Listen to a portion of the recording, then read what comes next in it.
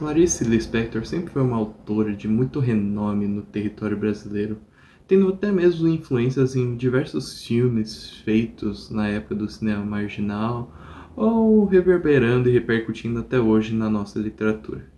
E é por isso que ela virou recentemente alvo, de justamente adaptações de suas obras, sendo uma delas A Paixão segundo GH.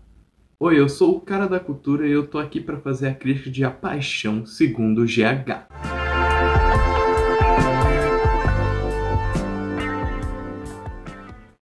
Bom, eu fiquei muito empolvorado para assistir esse filme porque ele foi apresentado na Mostra de São Paulo, a qual eu não pude ir em todas as sessões, e finalmente, recentemente, eu consegui assisti-lo, através do Cinemana. Muito obrigado, inclusive, ao Cinemana.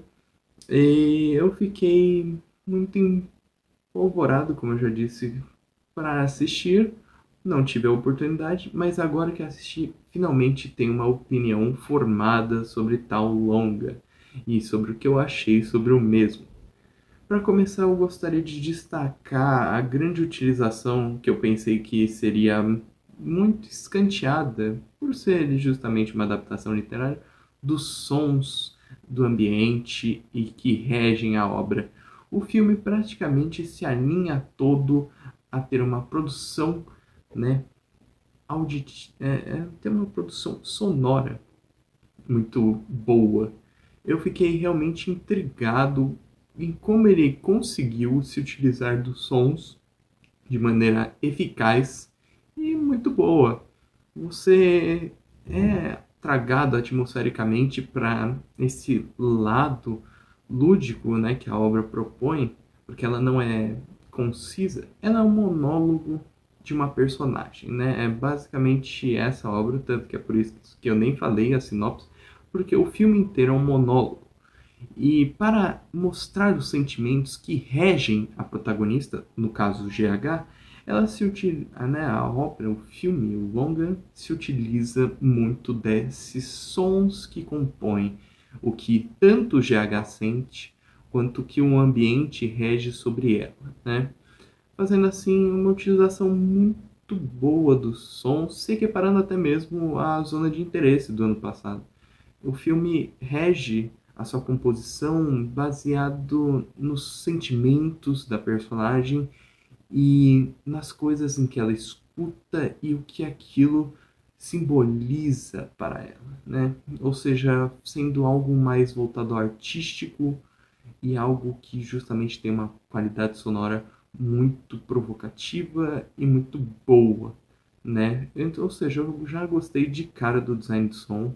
Acho incrível, compõe justamente sobre o que a obra vai tratar, Seguindo disso, como a obra é um monólogo inteiro de quase 2 horas, ou de 2 horas, se eu não me engano, ele acaba por parecer que vai ser enfadonho, mas de fato não é.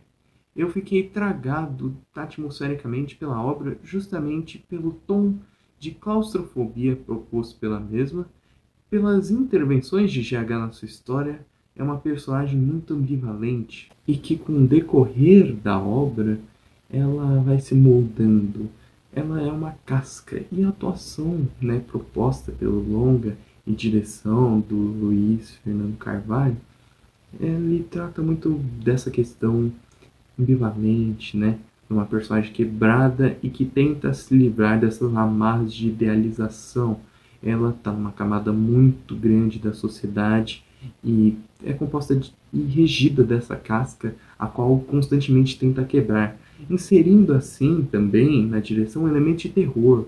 A personagem se assusta com ela própria e grita e sussurra e traz justamente elementos de terror, como até mesmo certas inserções, por incrível que pareça, de jumpscares, não exatamente com propósitos de assustar aquele que assiste, mas de propósitos de intrigar a própria personagem de GH, fazendo assim com que a experiência de vida dela não seja um terror necessariamente para o público, mas um terror para a própria, Ou seja, a direção traz muito desse terror e contrasta com um tom esperançoso que tem essa personagem destoante, né? Essa personagem dúbia. Então eu gostei de todos os elementos que compuseram a obra. Eu acho que ela é muito pertinente aos tempos atuais. Ela é uma obra que trata sobre a idealização, né, da sociedade, as pessoas das altas classes sendo uma casca do que realmente são, e essa questão de não conseguirem viver ao certo. Parece que esse tom monótono faz com que elas não queiram viver a vida. As pessoas, né, hoje em dia são tragadas por esse não querer viver, ter a esperança, como o filme tanto propõe seu roteiro, postergada para outro dia. E o filme propõe no seu final que não, o viver é agora e você tem de viver, né? Trazendo uma mensagem bela, uma composição bonita, fazendo assim com que, sinceramente, seja uma das obras mais proveitosas dos últimos tempos. Eu considero uma das melhores de 2023 facilmente, agora que finalmente assisti. Eu já estava ansioso e eu fui surpreendido ainda mais pela experiência que eu tive, porque eu não pensava que seria tão boa assim.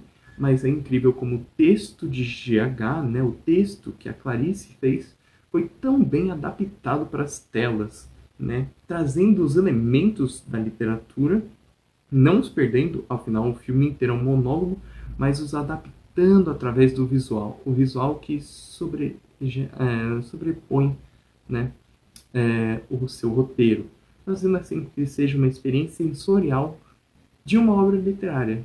Né? Algo bem, não inovador, porque já ocorreu diversas outras vezes, mas algo bem intrigante e que funcionou muito bem da maneira qual foi adaptada.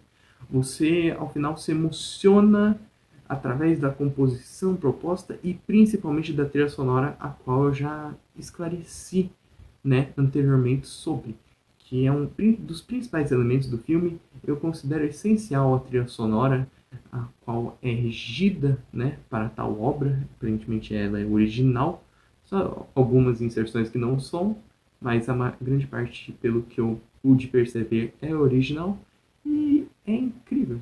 Eu acho que a trilha sonora corrobora para a mensagem que é da desesperança da GH por meio dessa idealização, por meio dessa alta camada social, nasce alguém que finalmente vai viver a vida ao reconhecer que tem que sair dessa casca de pessoa e de fato ir viver e fazer o que tanto gosta. Para a paixão segundo GH, para mim é óbvio, sendo bem sincero, nota 10. E aí, vai assistir o filme? Gostou da minha crítica? Tá interessado? Eu sou o cara da cultura e tchau!